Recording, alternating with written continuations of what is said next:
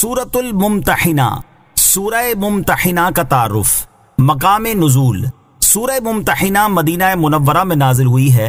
رکوع اور آیات کی تعداد، اس سورت میں 2 رکوع اور 13 آیتیں ہیں۔ ممتحنہ نام رکھنے کی وجہ، ایک قول یہ ہے کہ اس سورت کا نام ممتحنہ ہے، اس سورت میں اس کا معنی ہوگا عورتوں کا امتحان لینے والی سورت۔ دوسرا قول یہ ہے کہ اس کا نام ممتحنہ ہے، یعنی اس سورت میں ان عورتوں کا ذکر ہے جن کا امتحان لیا گیا ہے۔ اس سورت کا نام اس کی آیت نمبر 10 کے کلمے فامتحنوہن سے ماخوذ ہے۔ سورہ ممتحنہ کے مضامین، اس سورت کا مرکزی مضمون یہ ہے کہ اس میں ان مشرکین کے احکام بیان کیے گئے جنہوں نے مسلمانوں سے معاہدہ کیا اور جنہوں نے مسلمانوں سے جنگ نہیں کی۔ نیز اس میں مکہ مکرمہ سے ہجرت کر کے مدینہ منورہ آنے والی مومنہ عورتوں کے ایمان کا امتحان لینے کا حکم دیا گیا ہے۔ اس سورت میں مزید یہ مضامین بیان کیے گئے ہیں۔ نمبر 1، اس سورت کی ابتدا میں مسلمانوں کو کافروں کے ساتھ دوستی کرنے اور ان سے محبت رکھنے سے منع کیا گیا اور انہیں بتایا گیا کہ کفار کو جب بھی موقع ملے گا تو تمہیں نقصان پہنچانے میں کوئی کمی نہیں کریں گے، اور یہ بھی بتایا گیا کہ قیامت کے دن کافر اولاد اور کافر رشتہ دار کوئی فائدہ نہیں دیں گے، بلکہ اس دن ایمان اور نیک اعمال کام آئیں گے۔ نمبر 2، اس کی مثال کے طور پر حضرت ابراہیم علیہ السلام اور ان کے ساتھیوں کی سیرت بیان کی گئی کہ کس طرح انہوں نے اپنی مشرک قوم سے بیزاری کا اظہار کیا تاکہ مسلمان حضرت ابراہیم علیہ السلام کی سیرت کو اپنے لیے مشعل راہ بنائیں۔ نمبر 3، یہودیوں اور مشرکوں سے تعلقات کے بارے میں اصول بیان کیے گئے اور مدینہ منورہ ہجرت کر کے پہنچنے والی مومنہ عورتوں کا امتحان لینے کا حکم دیا گیا اور ان کے بارے میں شرعی حکم بیان کیا گیا۔ نمبر 4، اس سورت کے آخر میں مسلمانوں کو یہودیوں کے ساتھ دوستی کرنے سے منع کیا گیا ہے۔ سورہ حشر کے ساتھ مناسبت، سورہ ممتحنہ کی اپنے سے ماقبل سورت حشر کے ساتھ مناسبت یہ ہے کہ دونوں صورتوں میں یہ بیان کیا گیا ہے کہ مسلمانوں کے اہل کتاب اور کفار و مشرکین کے ساتھ تعلقات کیسے ہونے چاہیے۔ بسم اللہ الرحمن الرحیم۔ ترجمہ، اللہ کے نام سے شروع جو نہایت مہربان رحمت والا ہے۔ یا ایہا الذین آمنوا لا تتخذوا عدوی وعدوکم اولیاء تلقون الیہم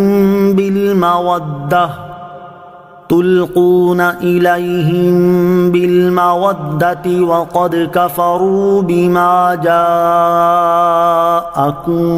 من الحق يخرجون الرسول وإياكم أن تؤمنوا بالله ربكم إن كنتم خرجتم جهادا في سبيلي وابتغاء مرضاتي تسرون إليهم بالمودة وَأَنَا أَعْلَمُ بِمَا أَخْفَيْتُمْ وَمَا أَعْلَنْتُمْ وَمَنْ يَفْعَلْهُ مِنْكُمْ فَقَدْ ضَلَّ سَوَاءَ السَّبِيلِ۔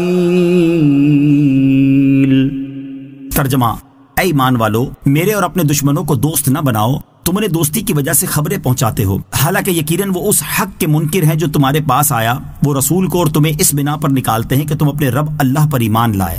اگر تم میری راہ میں جہاد کرنے اور میری رضا طلب کرنے کے لیے نکلے تھے تو ان سے دوستی نہ کرو، تم ان کی طرف محبت کا خفیہ پیغام بھیجتے ہو، اور میں ہر اس چیز کو خوب جانتا ہوں جسے تم نے چھپایا اور جسے تم نے ظاہر کیا، اور تم میں سے جو یہ دوستی کرے تو بے شک وہ سیدھی راہ سے بہک گیا۔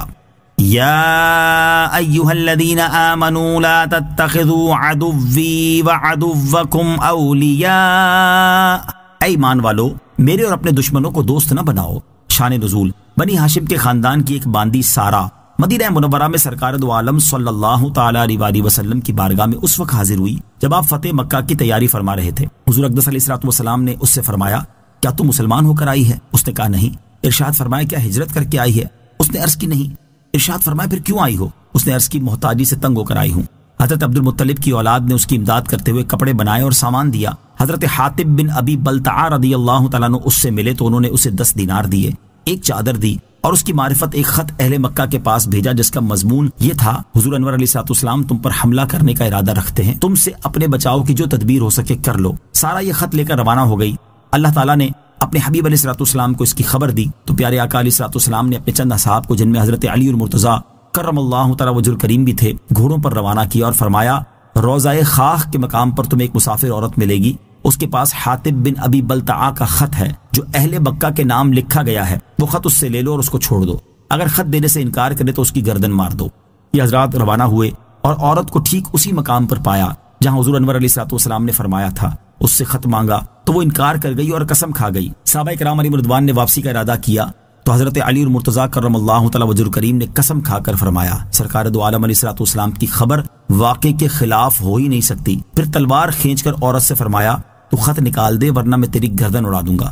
جب اس نے دیکھا کہ حضرت علی اور مرتضیٰ کرم اللہ تعالی وجہ الکریم قتل کرنے پر بالکل آمادہ ہیں تو اس نے اپنے جوڑے میں سے خط نکال کر دے دیا۔ جب یہ حضرات خط لے کر واپس پہنچے تو نبی پاک علیہ الصلوۃ والسلام نے حضرت حاطب کو بلا کر فرمایا اے حاطب، خط لکھنے کی وجہ کیا تھی؟ انہوں نے عرض کی یا رسول اللہ صلی اللہ تعالی علیہ وآلہ وسلم، میں جب سے اسلام لایا ہوں تب سے کبھی میں نے کفر نہیں کیا، اور جب سے حضور کی نیاز مندی میسر آئی ہے تب سے کبھی آپ کے ساتھ خیانت نہ کی، اور جب سے اہل مکہ کو چھوڑا ہے تب سے کبھی ان کی محبت دل میں نہ آئی۔ لیکن واقعہ یہ ہے کہ میں قریش میں رہتا تھا اور ان کی قوم میں سے نہ تھا، میرے سوا دوسرے مہاجرین کے مکہ مکرمہ میں رشتہ دار ہیں جو ان کے گھر بار کی نگرانی کرتے ہیں، لیکن میرا وہاں کوئی رشتہ دار نہیں۔ مجھے اپنے گھر والوں کے بارے میں اندیشہ تھا، اس لیے میں نے یہ چاہا کہ میں اہل مکہ پر کچھ احسان رکھ دوں تاکہ وہ میرے گھر والوں کو نہ ستائیں، اور یہ بات میں یقین سے جانتا ہوں کہ اللہ تعالیٰ اہل مکہ پر عذاب نازل فرمانے والا ہے، میرا خط انہیں بچا نہ سکے گا۔ تاجدار رسالت صلی اللہ تعالیٰ علیہ وسلم نے ان کا یہ عذر قبول فرمایا اور ان کی تصدیق کی۔ حضرت عمر فاروق رضی اللہ تعالیٰ عنہ نے عرض کی یا رسول اللہ صلی اللہ تعالیٰ علیہ وآلہ وسلم، مجھے اجازت دیجیے تاکہ اس منافق کی گردن مار دوں۔ حضور پرنور علیہ الصلوۃ والسلام نے ارشاد فرمایا اے عمر رضی اللہ تعالیٰ عنہ، اللہ تعالیٰ خبردار ہے۔ جب ہی اس نے اہل بدر کے حق میں فرمایا کہ جو چاہو کرو، میں نے تمہیں بخش دیا، یہ سن کر حضرت عمر رضی اللہ تعالیٰ عنہ کی آنکھوں میں آنسو جاری ہو گئے اور یہ آیات نازل ہوئیں۔ اس آیت کا خلاصہ یہ ہے کہ اے ایمان والو، کافروں کو اپنا دوست نہ بناؤ جو میرے اور تمہارے دشمن ہیں، تم انہیں دوستی کی وجہ سے رسول کریم علیہ الصلوۃ والسلام کی پوشیدہ خبریں پہنچاتے ہو، حالانکہ وہ تمہارے پاس آئے ہوئے حق یعنی اسلام اور قرآن کا انکار کرتے ہیں۔ رسول اکرم علیہ الصلوۃ والسلام کو اور تمہیں اس بنا پر مکہ مکرمہ سے نکالتے ہیں کہ تم اپنے رب پر ایمان لائے ہو۔ اگر تم میری راہ میں جہاد کرنے اور میری رضا طلب کرنے کے لیے اپنے وطن سے نکلے تھے تو ان کافروں سے دوستی نہ کرو، تم انہیں خفیہ محبت کا پیغام بھیجتے ہو، حالانکہ تمہیں یہ بات اچھی طرح معلوم ہے کہ میں ہر اس چیز کو خوب جانتا ہوں جسے تم نے چھپایا اور جسے تم نے ظاہر کیا، اور یاد رکھو تم میں سے جو ان سے دوستی کرے گا تو بے شک وہ سیدھی راہ سے بہک گیا۔ آیت یا ایھا الذین آمنوا لا تتخذوا عدوی وعدوکم اولیاء سے حاصل ہونے والی معلومات۔ اس آیت سے مزید 5 باتیں یہ معلوم ہوئیں۔ نمبر 1، کفار مکہ مسلمانوں کے دشمن تھے لیکن اللہ تعالیٰ نے انہیں اپنا دشمن بھی فرمایا۔ اس سے معلوم ہوا کہ اللہ تعالیٰ کے نیک بندوں کا دشمن اللہ تعالیٰ کا بھی دشمن ہے۔ نمبر 2، کفار کو مسلمانوں کے راز سے خبردار کرنا غداری اور دین و قوم سے بغاوت ہے۔ نمبر 3، حضرت حاطب رضی اللہ تعالی عنہ سے گناہ سرزد ہوا اور اللہ تعالیٰ نے انہیں مومن فرمایا۔ اس سے معلوم ہوا کہ کبیرہ گناہ کرنے سے انسان کافر نہیں ہوتا۔ نمبر 4، ایمان کا دشمن جان کے دشمن سے زیادہ خطرناک ہے۔ نمبر 5، اللہ تعالیٰ کی راہ میں جہاد اسی وقت ہوگا جب مجاہد کا دل مومن کی محبت اور کافر کی عداوت سے پر ہو۔ اگر مجاہد کے دل میں کافر کی طرف تھوڑا سا میلان بھی ہوا تو اس کا مجاہد فی سبیل اللہ رہنا مشکل ہے۔ اللہ تعالیٰ کی رضا کے لیے کسی سے دوستی اور دشمنی رکھنے کے 4 فضائل۔ یہاں موضوع کی مناسبت سے اللہ تعالیٰ کی رضا کے لیے کسی سے دوستی اور دشمنی رکھنے کے 4 فضائل سماعت کیجیے۔ نمبر 1، مسلم شریف کی حدیث ہے، حضرت ابو ہریرہ رضی اللہ تعالیٰ عنہ سے روایت ہے، نبی اکرم صلی اللہ تعالیٰ علیہ وآلہ وسلم نے فرمایا اللہ تعالیٰ قیامت کے دن ارشاد فرمائے گا وہ لوگ کہاں ہیں جو میرے جلال کی وجہ سے آپس میں محبت رکھتے تھے؟ آج میں انہیں اپنے عرش کے سائے میں رکھوں گا، آج میرے عرش کے سائے کے سوا کوئی سایہ نہیں۔ نمبر 2، مسلم شریف کی حدیث، حضرت ابو ہریرہ رضی اللہ تعالیٰ عنہ سے روایت ہے، حضور اقدس صلی اللہ تعالیٰ علیہ وسلم نے ارشاد فرمایا ایک شخص اپنے بھائی سے ملنے دوسرے علاقے میں گیا، اللہ تعالیٰ نے اس کے راستے پر ایک فرشتہ بٹھا دیا۔ جب وہ فرشتے کے پاس آیا تو اس نے دریافت کیا کہاں کا ارادہ ہے؟ اس نے کہا اس علاقے میں میرا بھائی ہے، اس سے ملنے جا رہا ہوں۔ فرشتے نے کہا کیا اس پر تیرا کوئی احسان ہے جسے لینے جا رہا ہے؟ اس نے کہا نہیں، صرف یہ بات ہے کہ میں اسے اللہ تعالیٰ کے لیے دوست رکھتا ہوں۔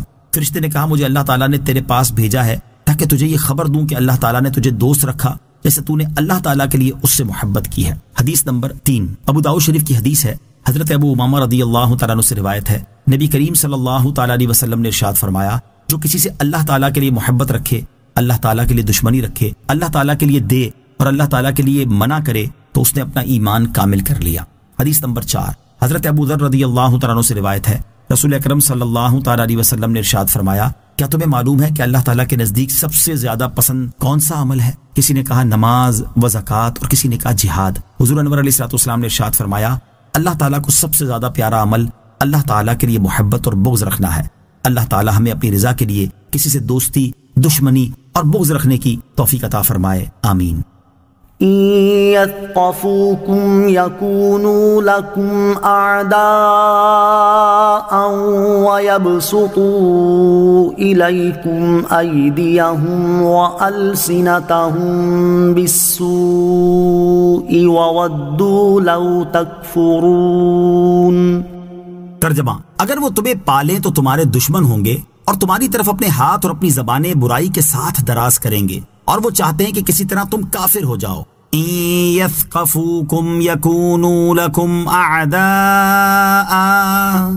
اگر وہ تمہیں پالیں تو تمہارے دشمن ہوں گے، یعنی کفار کی عداوت کا یہ حال ہے کہ تم ان کے ساتھ کتنے ہی اس قسم کے سلوک کرو، لیکن انہیں جب کبھی موقع ملے گا تو وہ تم سے اپنی دشمنی نکالنے میں کمی نہ کریں گے، تمہیں مارنے اور قتل کرنے کے لیے تمہاری طرف اپنے ہاتھ بڑھائیں گے، تمہیں گالی گلوچ کرنے اور برا بھلا کہنے کے ساتھ اپنی زبانیں دراز کریں گے، اور ان کی تمنا یہ ہے کہ کسی طرح تم کافر ہو جاؤ۔ تو ایسے لوگوں کو دوست بنانا اور ان سے بھلائی کی امید رکھنا اور ان کی عداوت سے غافل رہنا ہرگز نہیں چاہیے۔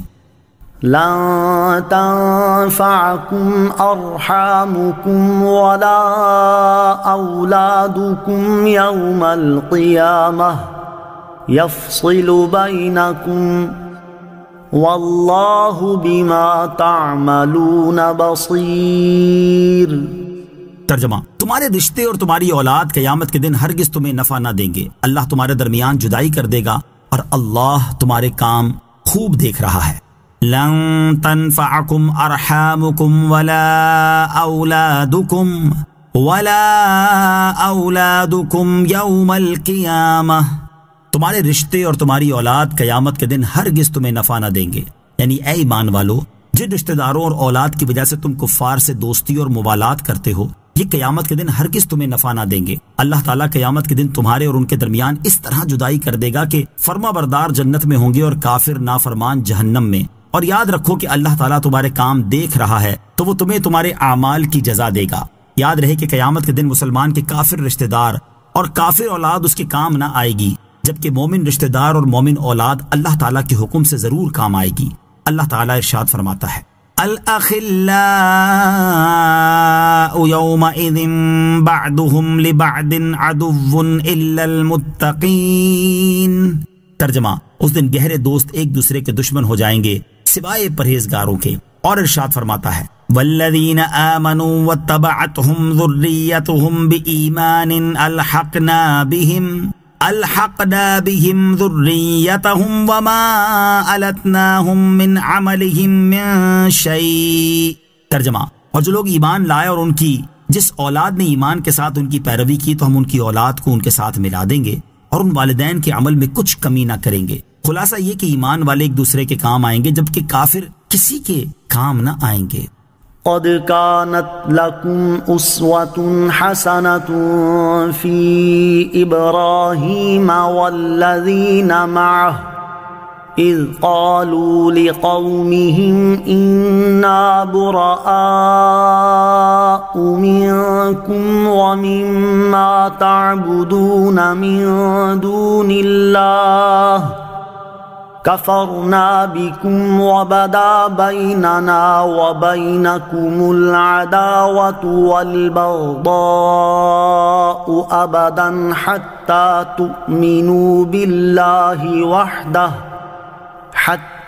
تؤمنوا بالله وحده إلا قول إبراهيم لأبيه لأستغفرن لك وما أملك لك من الله من شيء ربنا عليك توكلنا وإليك أنبنا وإليك المصير ربنا لا تجعلنا فتنة للذين كفروا واغفر لنا ربنا إنك أنت العزيز الحكيم۔ ترجمہ، بے شک ابراہیم اور اس کے ساتھیوں میں تمہارے لیے بہترین پیروی تھی جب انہوں نے اپنی قوم سے کہا بے شک ہم تم سے اور ان سے بیزار ہیں جنہیں تم اللہ کے سوا پوچھتے ہو، ہم نے تمہارا انکار کیا اور ہمارے اور تمہارے درمیان ہمیشہ کے لیے دشمنی اور عداوت ظاہر ہو گئی، حتیٰ کہ تم ایک اللہ پر ایمان لے آؤ، مگر ابراہیم کا اپنے عرفی باپ سے یہ کہنا پیروی کے قابل نہیں کہ میں ضرور تیرے لیے مغفرت کی دعا مانگوں گا اور میں اللہ کے سامنے تیرے لیے کسی نفع کا مالک نہیں ہوں۔ اے ہمارے رب، ہم نے تجھی پر بھروسہ کیا اور تیری ہی طرف رجوع لائے اور تیری ہی طرف پھرنا ہے۔ اے ہمارے رب، ہمیں کافروں کے لیے آزمائش نہ بنا اور ہمیں بخش دے۔ اے ہمارے رب، بے شک تو ہی بہت عزت والا، بڑا حکمت والا ہے۔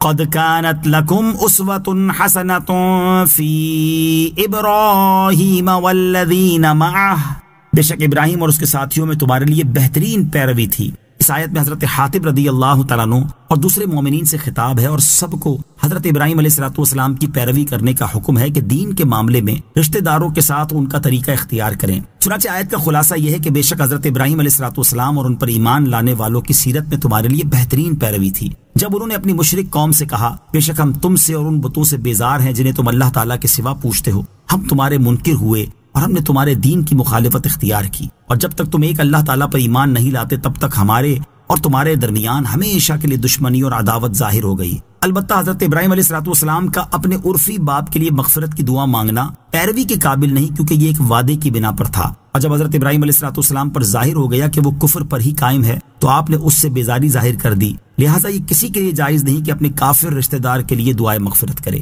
ربنا علیک توکلنا، اے ہمارے رب ہم نے تجھی پر بھروسہ کیا۔ یہ بھی حضرت ابراہیم علیہ السلام کی اور ان مومنین کی دعا ہے جو آپ کے ساتھ تھے، اور یہ استثناء سے پہلے والے کلام کے ساتھ متصل ہے، لہٰذا مومنین کو اس دعا میں بھی حضرت ابراہیم علیہ السلام کی پیروی کرنی چاہیے۔ نوٹ، خیال رہے کہ مسلمانوں پر حضور اقدس علیہ السلام کی پیروی مطلقاً لازم ہے، جبکہ دیگر انبیاء کرام علیہ السلام کی پیروی خاص اعمال میں ہے، کیونکہ سابقہ انبیاء کرام علیہ السلام کی شریعت کے بہت سے احکام منسوخ بھی ہو گئے ہیں، لہٰذا یہ آیت سورہ احزاب کی اس آیت لَقَدْ كَانَ لَكُمْ فِي رَسُولِ اللَّهِ أُسْوَةٌ حَسَنَةٌ کے خلاف نہیں، کیونکہ یہاں خاص صورتوں میں خاص پیروی کا حکم ہے اور سورہ احزاب کی آیت میں مطلقاً پیروی کا حکم ہے۔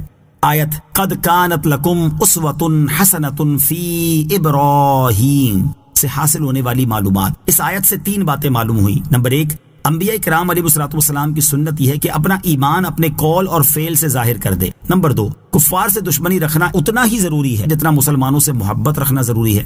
نمبر 3، اللہ تعالیٰ کے اذن اور اس کی اجازت سے انبیاء کرام علیہ السلام گناہ گار مومنوں سے عذاب دور کریں گے اور ان کی شفاعت سے عذاب دور ہوگا، لہٰذا یہ آیت مومنوں کے حق میں شفاعت نہ ہونے کی دلیل نہیں بن سکتی۔ ربنا لا تجعلنا فتنة للذین کفروا، اے ہمارے رب ہمیں کافروں کے لیے آزمائش نہ بنا، یعنی یہ دعا مانگنے میں بھی مسلمانوں کو ان کی پیروی کرنی چاہیے کہ اے ہمارے رب عز و جل کافروں کو ہم پر غلبہ دے کر ہمیں ان کے لیے آزمائش نہ بنا، کیونکہ وہ اپنے آپ کو حق پر اور مسلمانوں کو باطل پر گمان کرنے لگیں گے اور یوں ان کا کفر اور بھی بڑھ جائے گا۔ نیز اے اللہ ہمیں بخش دے، اے ہمارے رب عز و جل بے شک تو ہی عزت والا اور حکمت والا ہے۔ لقد كان لكم فيهم أسوة حسنة لمن كان يرجو الله واليوم الآخر ومن يتول فإن الله هو الغني الحميد۔ ترجمہ، اے مسلمانوں بے شک ضرور تمہارے لیے ان میں اچھی پیروی تھی اس کے لیے جو اللہ اور آخرت کے دن کی امید رکھتا ہے، اور جو منہ پھیرے تو بے شک اللہ ہی بے نیاز ہر حمد کے لائق ہے۔ لقد كان لكم فيهم أسوة حسنة، بے شک ضرور تمہارے لیے ان میں اچھی پیروی تھی، یعنی اے میرے حبیب علیہ السلام کی امت تمہارے لیے حضرت ابراہیم علیہ السلام اور ان پر ایمان لانے والوں کی سیرت میں اچھی پیروی تھی، خاص طور پر اس کے لیے جو اللہ تعالیٰ کی رحمت و ثواب اور آخرت کی راحت کا طالب ہو اور اللہ تعالیٰ کے عذاب سے ڈرے، اور جو ایمان لانے سے منہ پھیرے اور کفار سے دوستی کرے تو وہ سمجھ لے کہ ہمارے دین کو اس کی ضرورت نہیں، بے شک اللہ تعالیٰ ہی بے نیاز اور حمد کے لائق ہے۔ عسى الله أن يجعل بينكم وبين الذين عاديتم منهم مودة والله قدير والله غفور رحيم۔ ترجمہ، قریب ہے کہ اللہ تمہارے اور ان لوگوں کے درمیان محبت پیدا فرما دے جو ان میں سے تمہارے دشمن ہیں، اور اللہ بہت قدرت والا ہے اور اللہ بہت بخشنے والا مہربان ہے۔ असल्लाहु अन यजअल बैनकुम व बैन الذین आदैतुम मिनहुम मवद्दह, करीब है कि अल्लाह तुम्हारे और उन लोगों के दरमियान मोहब्बत पैदा फरमा दे जो उनमें से तुम्हारे दुश्मन हैं। शान नज़ूल, जब ऊपर की आयत नाजिल हुई तो सहाबा इकराम अलैहिम रिदवान अपने अजीज़ व अकारिब की दुश्मनी में बहुत सख्त और उनसे बेजार हो गए। इस पर अल्लाह ताला ने ये आयत नाजिल फरमाकर उन्हें उम्मीद दिलाई कि उन कुफ्फार का हाल बदलने वाला है। चुनांचे इस आयत का खुलासा यह है कि ऐ ईमान वालो, करीब है कि अल्लाह ताला तुम्हारे और कुफ्फारे मक्का में से उन लोगों के दरमियान जिनसे तुम्हारी दुश्मनी हो गई है इस तरह मोहब्बत पैदा कर दे कि उन्हें ईमान की तौफीक दे दे, क्योंकि अल्लाह ताला दिल बदलने, हाल तब्दील करने और मोहब्बत के असबाब आसान करने पर बहुत कुदरत वाला है। और मुशरिकों में से जो ईमान लाए उसे अल्लाह ताला बख्शने वाला और उस पर मेहरबान है। चुनांचे अल्लाह ताला ने ऐसा ही किया और फतेह मक्का के बाद उनमें से कसीर तादाद ईमान ले आई और वो ईमान वालों के दोस्त और भाई बन गए और उनकी एक दूसरे से मोहब्बत बढ़ी।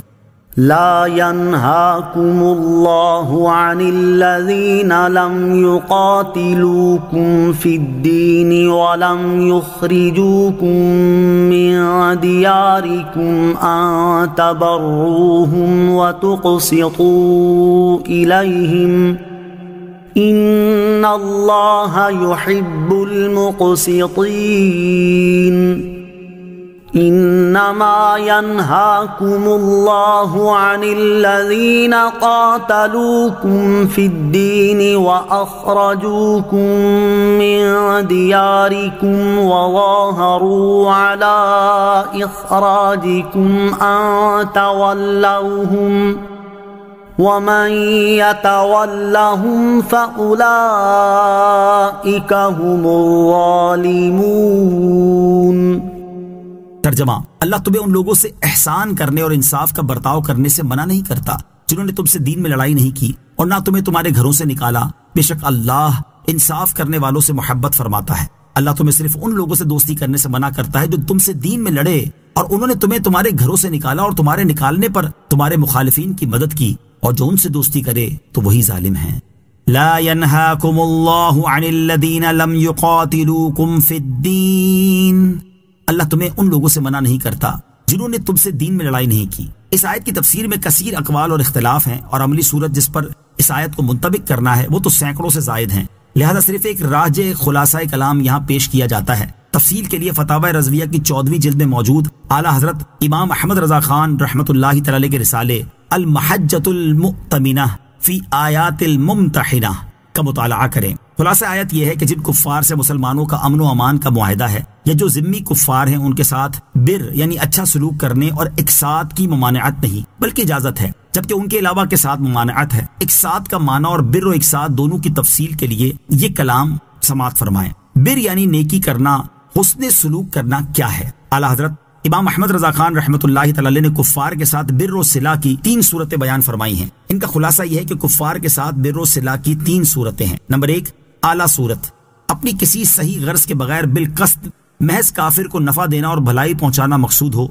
ये सूरत मुस्तामिन यानी अमान लेकर इस्लामी सल्तनत में आने वाले काफिर और मुआहिद यानी उस काफिर से भी हराम है जिसके साथ मुआहिदा है, क्योंकि अमान और मुआहिदा जरर को रोकने के लिए हैं, ना कि अल्लाह ताला के दुश्मनों को जानबूझकर नफा पहुंचाने के लिए। नंबर 2, दरमियानी सूरत, अपनी जाती मसलहत जैसे काफिर ने कुछ दिया तो उसके बदले में उसे देना या रिश्तेदारी का लिहाज करते हुए कुछ माली सलूक करना, ये उस काफिर के साथ जायज है जिससे मुसलमानों का मुआहिदा है, और जिससे मुआहिदा नहीं उससे ममनू है।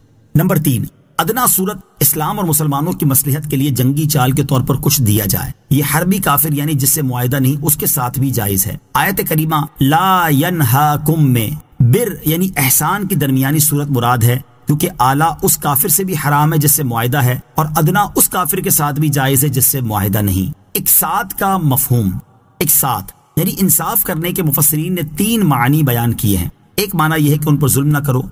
इस माना के एतबार से यह हुक्म हरबी और मुआहिद हर तरह के काफिर के लिए आम है कि हरबी पर भी जुल्म करने की इजाजत नहीं, और इस माना के एतबार से यह हुक्म रुखसत नहीं बल्कि वाजिब है। दूसरा माना यह है कि काफिरों से किया हुआ मुआहिदा पूरा करो, और इस सूरत में भी यह हुक्म वाजिब है ना कि सिर्फ रुखसत। अलबत्ता मुआहिदे की मुद्दत पूरी करना वाजिब नहीं, कोई मसलहत हो तो मुद्दत से पहले बताकर मुआहिदा तोड़ देना जायज है। तीसरा माना यह कि एक साथ से मुराद अपने माल से कुछ हिस्सा दे देना है, और ये वही बिर यानी नेकी करना ही है। गोया इस सूरत में बिर और एक साथ एक ही चीज हो गए। इस पर आला हजरत रहमतुल्लाहि तआला अलैह ने फरमाया, जिसका खुलासा यह है कि हाँ, यहाँ बिर नेकी करने और इकसात यानी इंसाफ करने دونوں لفظوں میں یوں فرق ہو سکتا ہے کہ ایک ساتھ کا مطلب ہے کہ جتنا کافر نے دیا اتنا ہی دیا جائے، جیسے کافر نے 1000 روپے کی چیز دی تو جواب میں 1000 روپے کی چیز ہی دے دی جائے، تو یہ ایک ساتھ یعنی برابری کرنا ہو گیا۔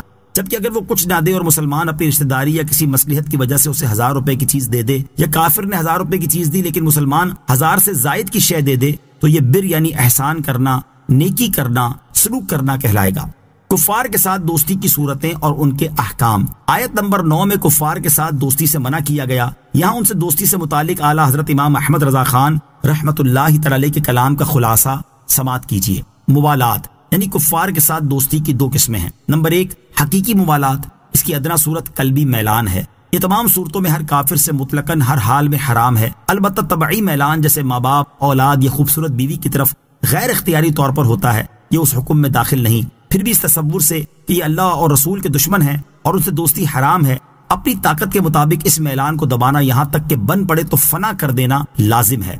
اس میلان کا آنا بے اختیار تھا اور اسے زائل کرنا قدرت میں ہے، تو اسے رکھنا دوستی کو اختیار کرنا ہوا اور یہ حرام قطعی ہے۔ اسی لیے جس غیر اختیاری چیز کے ابتدائی امور کسی شخص نے اپنے اختیار سے پیدا کیے تو اس میں اس کا کوئی عذر قابل قبول نہ ہوگا۔ جیسے شراب سے عقل زائل ہو جانا اختیار میں نہیں، لیکن جب اختیار سے پی تو عقل کا زوال اور اس پر جو کچھ مرتب ہوا سب اسی کے اختیار سے ہوگا۔ نمبر 2 صورتاً موالات، اس کی صورت یہ ہے کہ بندے کا دل کافر کی طرف اصلاً مائل نہ ہو، لیکن اس سے برتاؤ ایسا کرے جو بظاہر محبت و میلان کا پتہ دیتا ہو۔ یہ ضرورت اور مجبوری کی حالت میں صرف ضرورت و مجبوری کی مقدار مطلقاً جائز ہے، اور بقدر ضرورت یہ کہ مثلاً صرف عداوت کا اظہار نہ کرنے سے کام نکلتا ہو تو اسی قدر پر اکتفا کرے، اور اظہار محبت کی ضرورت ہو تو حتی الامکان پہلو دار بات کہے، صراحت کے ساتھ اظہار کرنے کی اجازت نہیں، اور اگر اس کے بغیر نجات نہ ملے اور دل ایمان پر مطمئن ہو تو صراحت کے ساتھ اظہار کی رخصت ہے، اور اب بھی عزیمت یہی ہے کہ ایسا نہ کرے۔ اب زیر تفسیر دونوں آیات کا خلاصہ سماعت فرمائیں۔ چنانچہ ارشاد فرمایا کہ اے ایمان والو، اللہ تعالیٰ تمہیں ان کافروں کے ساتھ احسان اور انصاف کا برتاؤ کرنے سے منع نہیں کرتا جنہوں نے تم سے دین میں لڑائی نہیں کی اور نہ تمہیں تمہارے گھروں سے نکالا۔ بے شک اللہ تعالیٰ انصاف کرنے والوں سے محبت فرماتا ہے، اور وہ تمہیں صرف ان کافروں کے ساتھ دوستی کرنے سے منع کرتا ہے جو تم سے دین میں لڑے اور انہوں نے تمہیں تمہارے گھروں سے نکالا، اور تمہیں نکالنے پر تمہارے مخالفین کی مدد کی، اور جو ان سے دوستی کرے تو وہی لوگ ظالم ہیں۔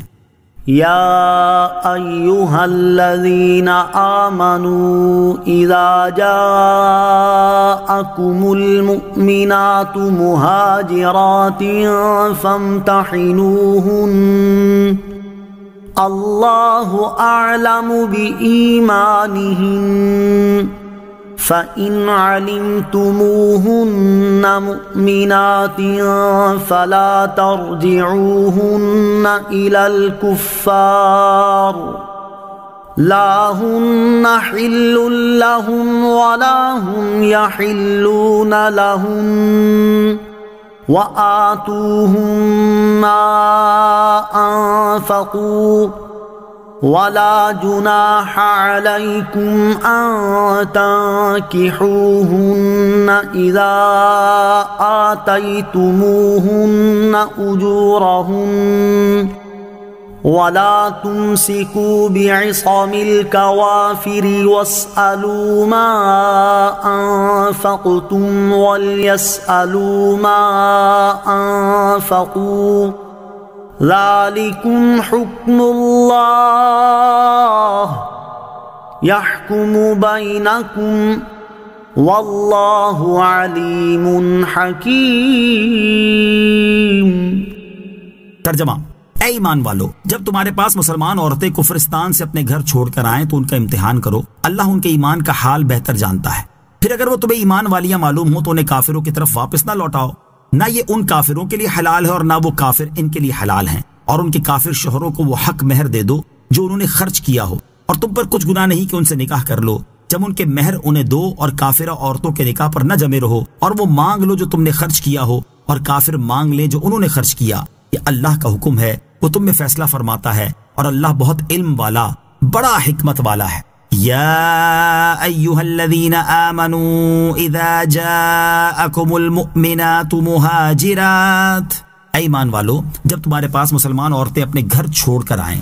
اس آیت میں ہجرت کر کے آنے والی مسلمان عورتوں کے بارے میں 7 احکام دیے گئے ہیں۔ نمبر 1، اے ایمان والو، جب کفرستان سے مسلمان عورتیں اپنے گھر چھوڑ کر تمہارے پاس آئیں تو ان کی جانچ کر لیا کرو کہ ان کی ہجرت خالص دین کے لیے ہے۔ ایسا تو نہیں ہے کہ انہوں نے اپنے شوہروں کی عداوت میں گھر چھوڑا ہو، اور یاد رکھو کہ ان عورتوں کا امتحان تمہارے علم کے لیے ہے، ورنہ اللہ تعالیٰ تو ان کے ایمان کا حال تم سے بہتر جانتا ہے۔ ان کی جانچ کا طریقہ یہ ہے کہ ان سے قسم لی جائے، جیسا کہ حضرت عبداللہ ابن عباس رضی اللہ تعالیٰ عنہما فرماتے ہیں، ان عورتوں کو قسم دی جائے کہ وہ نہ شوہروں کی عداوت میں نکلی ہیں اور نہ اور کسی دنیاوی وجہ سے، بلکہ انہوں نے صرف اپنے دین و ایمان کے لیے ہجرت کی ہے۔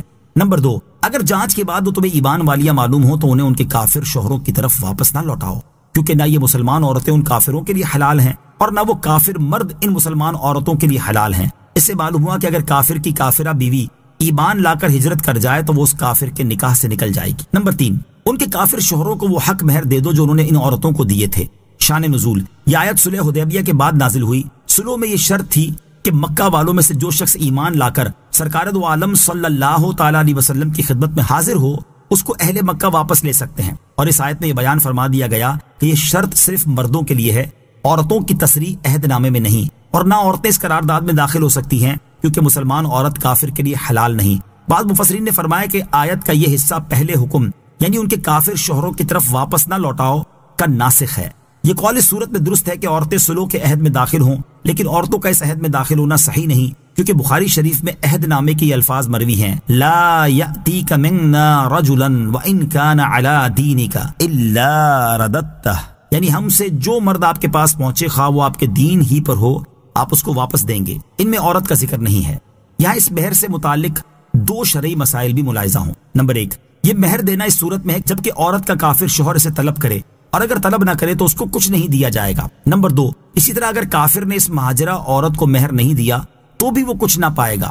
نمبر 3، تم پر کچھ گناہ نہیں کہ ان ہجرت کرنے والی عورتوں کو مہر دے کر ان سے نکاح کر لو، اگرچہ دارالحرب میں ان کے شوہر ہوں، کیونکہ اسلام لانے سے وہ ان شوہروں پر حرام ہو گئیں اور ان کی زوجیت میں نہ رہیں۔ یاد رہے کہ یہاں مہر دینے سے مراد اس کو اپنے ذمے لازم کر لینا ہے، اگرچہ بالفعل نہ دیا جائے۔ نیز اس سے یہ ثابت ہوا کہ ان عورتوں سے نکاح کرنے پر نیا مہر واجب ہوگا، جبکہ ان کے شوہروں کو جو ادا کر دیا گیا وہ اس میں شمار نہیں ہوگا۔ گویا یہاں 2 قسم کی رقم دینا ہوگی، ایک سابقہ کافر شوہر کو اور دوسری بطور مہر عورت کو۔ نمبر 4، کافرہ عورتوں کے نکاح پر نہ جمے رہو، یعنی جو عورتیں دارالحرب میں رہ گئیں یا مرتدہ ہو کر دارالحرب میں چلی گئیں ان سے زوجیت کا علاقہ نہ رکھو۔ چنانچہ یہ آیت نازل ہونے کے بعد رسول کریم علیہ الصلوۃ والسلام کے صحابہ کرام علیہم رضوان نے ان کافرہ عورتوں کو طلاق دے دی جو مکہ مکرمہ میں تھی۔ یہاں یہ مسئلہ یاد رہے کہ اگر مسلمان کی عورت معاذ اللہ مرتدہ ہو جائے تو وہ اس کے نکاح سے باہر نہ ہوگی، البتہ عورت کے مسلمان ہونے کے بعد دوبارہ اسی شوہر سے نکاح ضرور پڑھا جائے گا۔ نمبر 5، ان عورتوں کو تم نے جو مہر دیے تھے وہ ان کافروں سے وصول کر لو جنہوں نے ان سے نکاح کیا۔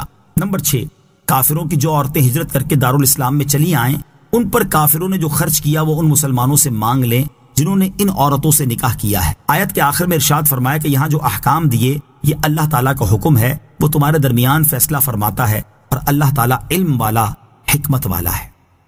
وَإِن فَاتَكُمْ شَيْءٌ مِّنْ أَزْوَاجِكُمْ إِلَى الْكُفَّارِ فَعَاقَبْتُمْ فَآتُوا الَّذِينَ ذَهَبَتْ أَزْوَاجُهُم مِّثْلَ مَا أَنفَقُوا وَاتَّقُوا اللَّهَ الَّذِي أَنتُم بِهِ مُؤْمِنُونَ۔ ترجمہ، اور اگر تم مسلمانوں کے ہاتھ سے تمہاری کچھ عورتیں کافروں کی طرف نکل جائیں پھر تم کافروں کو سزا دو، جن کی بیویاں چلی گئی تھیں انہیں مال غنیمت سے اتنا دے دو جتنا انہوں نے خرچ کیا تھا، اور اللہ سے ڈرتے رہو جس پر تم ایمان رکھتے ہو۔ وَإِن فَاتَكُمْ شَيْءٌ مِّنْ أَزْوَاجِكُمْ إِلَى الْكُفَّارِ، اور اگر تم مسلمانوں کے ہاتھ سے تمہاری کچھ عورتیں کافروں کی طرف نکل جائیں۔ شان نزول، اس سے پہلی والی آیت نازل ہونے کے بعد مسلمانوں نے تو ہجرت کرنے والی عورتوں کے مہر ان کے کافر شوہروں کو ادا کر دیے، جبکہ کافروں نے مرتدہ عورتوں کے مہر مسلمانوں کو ادا کرنے سے انکار کر دیا۔ اس پر یہ آیت نازل ہوئی اور فرمایا گیا کہ اے ایمان والوں، اگر تمہارے پاس سے کچھ عورتیں مرتدہ ہو کر کافروں کی طرف نکل جائیں تو پھر تم کافروں کو جہاد کے ذریعے سزا دو اور ان سے غنیمت پاؤ، تو جن کی عورتیں مرتدہ ہو کر دارالحرب میں چلی گئی تھیں انہیں مال غنیمت سے اتنا دے دو جتنا انہوں نے ان عورتوں کو مہر دینے میں خرچ کیا تھا، اور اللہ تعالیٰ سے ڈرتے رہو جس پر تم ایمان رکھتے ہو۔ حضرت عبداللہ ابن عباس رضی اللہ تعالی عنہما فرماتے ہیں کہ مومنین مہاجرین کی عورتوں میں سے 6 عورتیں ایسی تھیں جنہوں نے دارالحرب کو اختیار کیا اور مشرکین کے ساتھ ملی اور مرتدہ ہو گئیں۔ رسول کریم صلی اللہ تعالی علیہ وسلم نے ان کے شوہروں کو مال غنیمت سے ان کے مہر عطا فرمائے۔ نوٹ: یاد رہے کہ ان آیتوں میں جو یہ احکام دیے گئے کہ مہاجرات کا امتحان لینا، کفار نے اپنی بیویوں پر جو خرچ کیا ہو وہ ہجرت کے بعد انہیں دینا، مسلمانوں نے اپنی بیویوں پر جو خرچ کیا ہو وہ ان کے مرتدہ ہو کر کافروں سے مل جانے کے بعد کافروں سے مانگنا، جن کی بیویاں مرتدہ ہو کر چلی گئی ہوں انہوں نے جو ان پر خرچ کیا تھا وہ انہیں مال غنیمت میں سے دینا، یہ تمام احکام جہاد والی آیت سے یا غنیمت والی آیت سے یا احادیث سے منسوخ ہو گئے ہیں، کیونکہ یہ احکام تب تک باقی رہے جب تک یہ عہد رہا، اور جب وہ عہد اٹھ گیا تو احکام بھی نہ رہے۔ یا ایہا النبی اذا جاءک المؤمنات یبایعنک علی الا یشرکن باللہ شیئا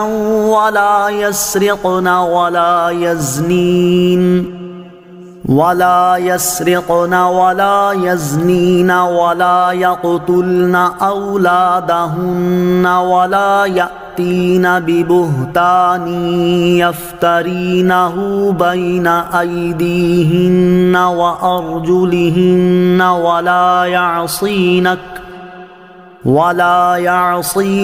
فی معروف فبایعہن واستغفر لہن اللہ ان اللہ غفور رحیم۔ ترجمہ: اے نبی، جب مسلمان عورتیں تمہارے حضور اس بات پر بیعت کرنے کے لیے حاضر ہوں کہ وہ اللہ کے ساتھ کسی کو شریک نہ ٹھہرائیں گی اور نہ چوری کریں گی اور نہ بدکاری کریں گی اور نہ اپنی اولاد کو قتل کریں گی اور نہ وہ بہتان لائیں گی جسے اپنے ہاتھوں اور اپنے پاؤں کے درمیان میں گھڑیں اور کسی نیک بات میں تمہاری نافرمانی نہ کریں گی تو ان سے بیعت لو اور اللہ سے ان کی مغفرت چاہو، بے شک اللہ بہت بخشنے والا مہربان ہے۔ یا ایہا النبی اذا جاءک المؤمنات، اے نبی جب مسلمان عورتیں تمہارے حضور حاضر ہوں۔ جب فتح مکہ کے دن حضور اقدس علیہ السلام مردوں سے بیعت لے کر فارغ ہوئے اور عورتوں سے بیعت لینا شروع کی تو اس وقت یہ آیت نازل ہوئی۔ اس کا خلاصہ یہ ہے کہ اے حبیب، جب مسلمان عورتیں آپ کی بارگاہ میں اس بات پر بیعت کرنے کے لیے حاضر ہوں کہ وہ اللہ تعالیٰ کے ساتھ کسی کو شریک نہ ٹھہرانے پر قائم رہیں گی، چوری نہ کریں گی، بدکاری نہ کریں گی، اپنی اولاد کو قتل نہ کریں گی، کسی کے بچے کو اپنے شوہر کی طرف منسوب نہ کریں گی، اللہ تعالیٰ اور اس کے رسول صلی اللہ تعالیٰ علیہ وسلم کی فرما برداری کرنے میں آپ کی نافرمانی نہ کریں گی تو ان سے بیعت لیں اور اللہ تعالیٰ سے ان کی مغفرت چاہیں، بے شک اللہ تعالیٰ بخشنے والا مہربان ہے۔ حضرت ہند بنت عتبہ رضی اللہ تعالی عنہا اور دیگر خواتین کی بیعت۔ جب سرکار دو عالم صلی اللہ تعالی علیہ وسلم فتح مکہ کے دن مردوں کی بیعت لے کر فارغ ہوئے تو کوہ صفا پر عورتوں سے بیعت لینا شروع کی۔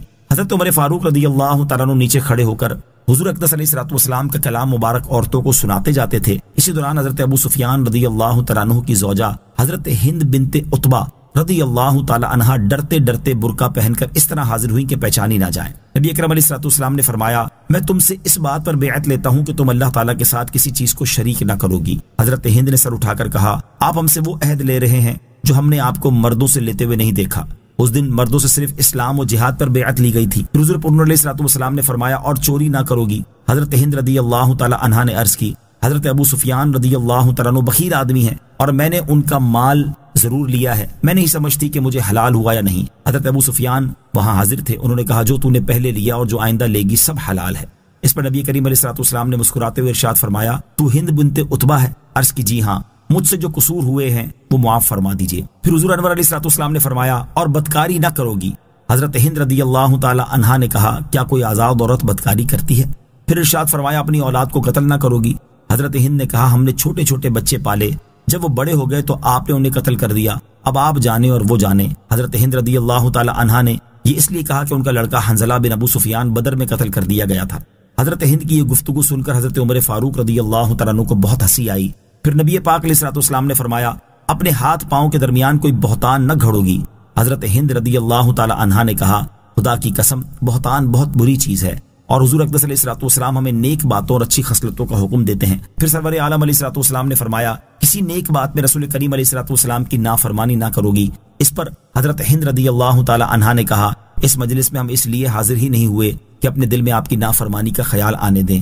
عورتوں نے ان تمام امور کا اقرار کیا اور 457 عورتوں نے بیعت کی۔ عورتوں سے بیعت کی کیفیت۔ عورتوں سے لی جانے والی بیعت میں تاجدار رسالت صلی اللہ تعالیٰ علیہ وسلم نے ان سے مصافحہ نہ فرمایا اور عورتوں کو اپنا دست مبارک چھونے نہ دیا۔ حضرت عائشہ رضی اللہ تعالیٰ عنہا فرماتی ہیں، اللہ تعالیٰ کی قسم، بیعت کرتے وقت آپ کے ہاتھ نے کسی عورت کے ہاتھ کو مس نہیں کیا، آپ ان کو صرف اپنے کلام سے بیعت کرتے تھے۔ بیعت کی کیفیت میں یہ بھی بیان کیا گیا ہے کہ پانی کے ایک بڑے برتن میں سید المرسلین صلی اللہ تعالیٰ علیہ وسلم نے اپنا دست مبارک ڈالا، پھر اسی میں عورتوں نے اپنے ہاتھ ڈالے، اور یہ بھی کہا گیا کہ بیعت کپڑے کے واسطے سے لی گئی تھی، اور بعید نہیں ہے کہ دونوں صورتیں عمل میں آئی ہوں۔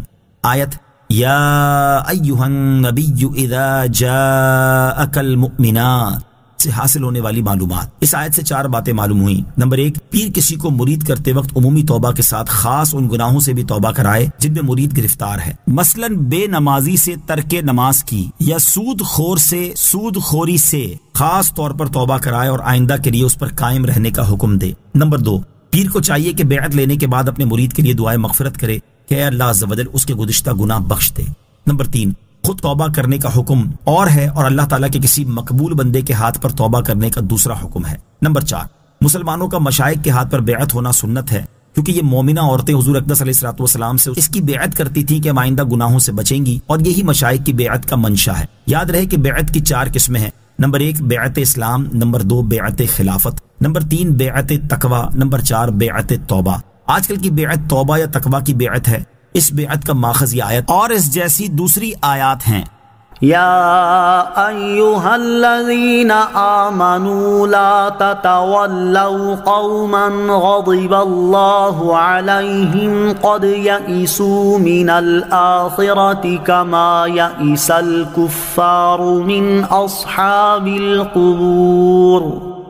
ترجمہ، اے ایمان والو، ان لوگوں سے دوستی نہ کرو جن پر اللہ نے غضب کیا، بے شک وہ آخرت سے نا امید ہو چکے ہیں، جیسے کافر قبر والوں کے دنیا میں لوٹنے سے نا امید ہو چکے ہیں، یا قبر والوں میں سے کفار ثواب آخرت سے نا امید ہو چکے ہیں۔ یا ایھا الذین آمنوا لا تتولوا قوما غضب اللہ علیہم، اے ایمان والو، ان لوگوں سے دوستی نہ کرو جن پر اللہ نے غضب کیا۔ اس آیت کی تفسیر یہ ہے کہ اے ایمان والو، مشرکوں سے دوستی نہ کرو، بے شک وہ آخرت کے منکر ہونے کی وجہ سے اس کے ثواب سے ایسے نا امید ہو چکے ہیں جیسے وہ قبر والوں کے دنیا میں واپس آنے سے نا امید ہو چکے ہیں۔ دوسری تفسیر یہ ہے کہ اے ایمان والو، یہودیوں سے دوستی نہ کرو، بے شک وہ نبی کریم علیہ الصلوۃ والسلام کو برحق نبی جاننے کے باوجود انکار کرنے کی وجہ سے آخرت کے ثواب سے ایسے ہی نا امید ہو چکے ہیں جیسے کفار مرے ہوئے لوگوں کے دنیا میں واپس آنے سے مایوس ہو چکے ہیں۔ آمنت باللہ صدق اللہ العظیم۔